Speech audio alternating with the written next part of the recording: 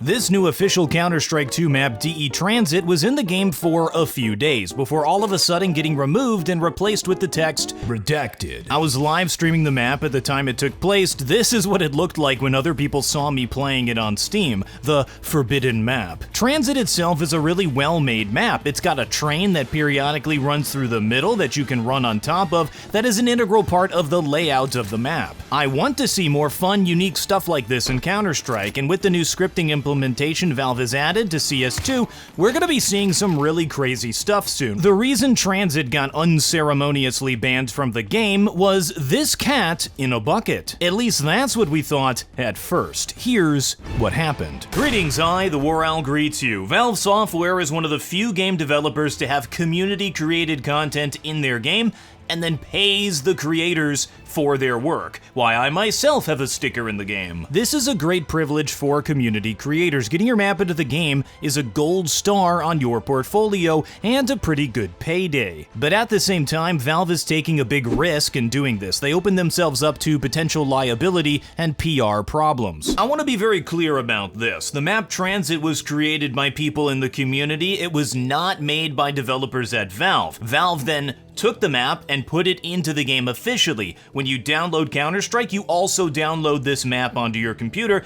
and it's available for play in the official game modes. So everything was professional, legal, and safe, right?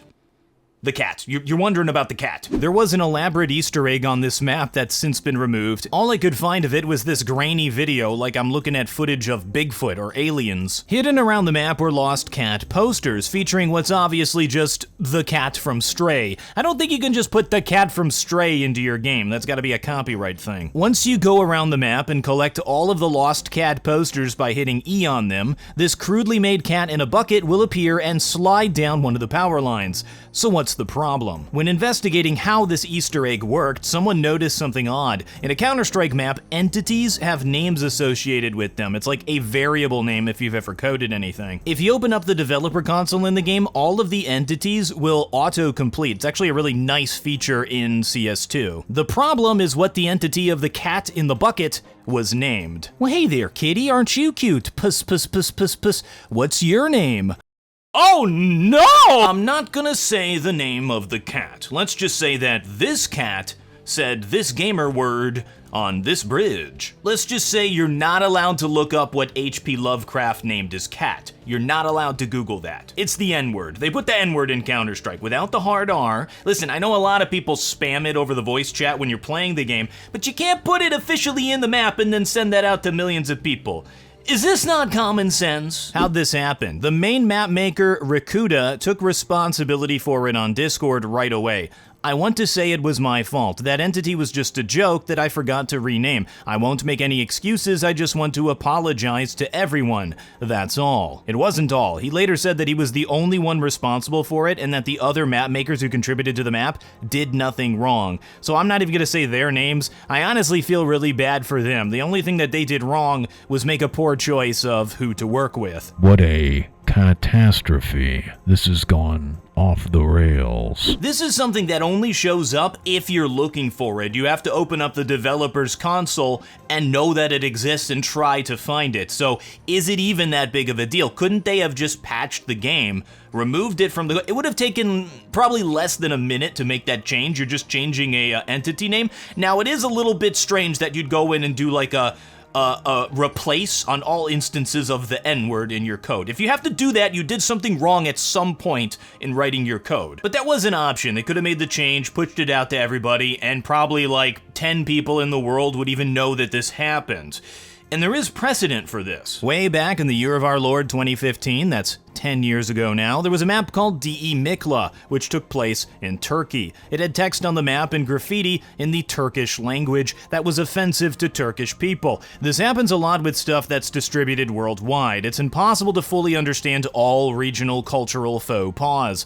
Valve simply patched the map, removed the offensive text, and everyone moved on with their lives. Naming the entity that is not a mistake. It's not an oopsie. Oh no, what a horrible accident has happened. No, it's a deliberate choice to do that. So you have to think, if someone's gonna do this, they're probably gonna do other things on the map. So I decided right after we learned that this was going on and the map was removed from the game to go through the map and try to find other Easter eggs. It was a nice, fun community effort as we all kind of combed through to find all of these things. And oh boy, did we find some. There's a lot more. When you fly out into the skybox of the map, there's a few distinct buildings, one of which has this MMM logo, which is a reference to a 90s Russian Ponzi scheme that defrauded millions of people. It was Russian Enron. What an odd thing to put in the map. If we turn our gaze eastward, we find a very distinct building, the Dr. Doofenshmirtz building from Phineas and Ferb, which again, I don't think you can just put the Dr. Doofenshmirtz building in your game. It's gotta be a copyright thing. But it's got letters on the side, FPI. What the heck could that mean? Elsewhere in the map, we find this newspaper. Now, the newspaper explains everything. It's got the racist cat, it's got references to putting malware on people's computers. Oh, that's something you want to put on your map that Valve software is distributing to thousands of real people and millions of Chinese farming accounts, joking about putting malware on people's systems. And in the middle is a story about FPI Bank, with the Dr. Doofenshmirtz building. So what the heck is FPI Bank? We found a Twitter account for FPI Bank with the Dr. Doofenshmirtz building as the avatar, clearly related. FPI is now officially part of CS2 matchmaking. You can find our bank's main building on the map Transit. No other crypto project, there it is, has this. Big thanks to the map creators for making it possible. And then the moron tags the official Counter-Strike account. Gee, I wonder how the developers figured this out. So now we know it's crypto. Looking more into it, we find that it's a meme coin that was promoted by this huge Russian language YouTuber. So this is something that maybe if you're in the Russian region, you would actually understand and know what this thing is just at a glance. But obviously, Counter-Strike's a worldwide game, it's distributed worldwide, and I had no idea what this thing was initially. I think the question that will never get answered is, was the developer of the map paid to promote the crypto project in the map, or is it just some dummy who's a fan of this YouTuber? Now I'm leaning toward dummy. Hanlon's razor. Never attribute to malice that which is adequately explained by stupidity. It was an Easter egg. It wasn't a big banner ad telling you to buy crypto or gamble that you see in a lot of maps. That doesn't mean it's something you can put into the game that's distributed to millions of people. I looked up the meme coin. It's actually a real thing. You can invest real money into it and you can lose real money on it. That opens up Valve to all kinds of potential liability. Breaking news, there's more. As I've been editing this video, new information has surfaced. That emoji we found earlier was not just tee-hee-ha sex. It was a reference to a Russian cheat engine. That's all for the evening news. Doctors find playing Valorant reduces sperm count. More at 11. Rikuda, the lead map maker behind Transit and the one responsible for all of this, shared Valve's official response. Transit has been removed from the official matchmaking pools due to use of copyrighted and hidden inappropriate content.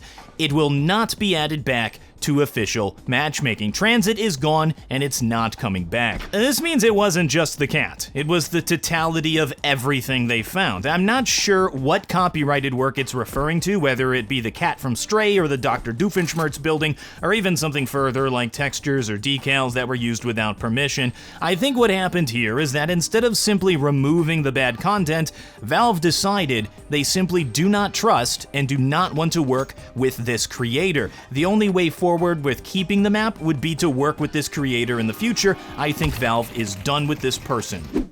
This whole thing is so stupid. The map itself is really well made and fun to play. It takes a lot of effort to make a map for Counter-Strike 2. These people are working on this in their spare time just for the love of the game. There's no guarantee of reward here. I think that Transit was worked on for over a year. It's a professional looking piece of work, officially distributed by Valve, with the N-word stolen artwork references to crypto scams and cheats.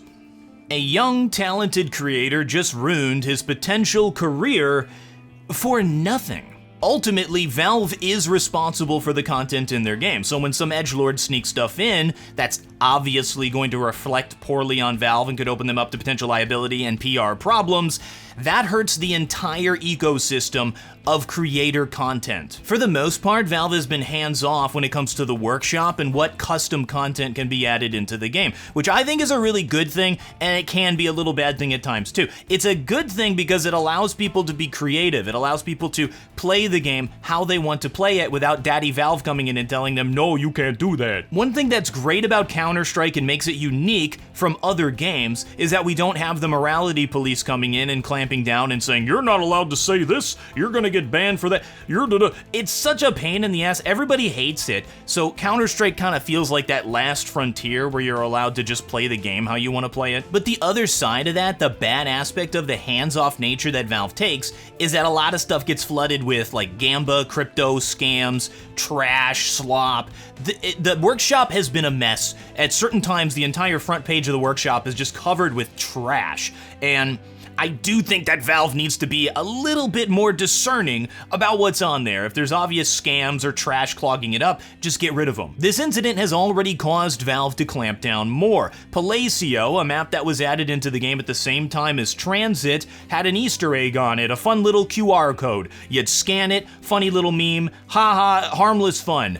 They've been informed by Valve that they need to remove the QR code, and it's gone. The QR code is gone. Now Valve has to be careful about every little Easter egg, every little detail in every map that's added into the game. There's been a level of trust between the mapping community and Valve, and that trust has been violated. Counter-Strike was originally a mod of Half-Life. It was made by people because they were passionate about it. And every single layout, every single map in the game, with the exception of, I think, Overpass, Ancient, and I guess Canals counts on this one, Rialto, were made by the community, were made by just random people who were doing it because they liked to. The community is the lifeblood of Counter-Strike. It created it, and it sustains it. I think this incident is more than just one edgelord nuking his career. I think it has triggered a reevaluation of the relationship between players and developers, and how involved those players get to be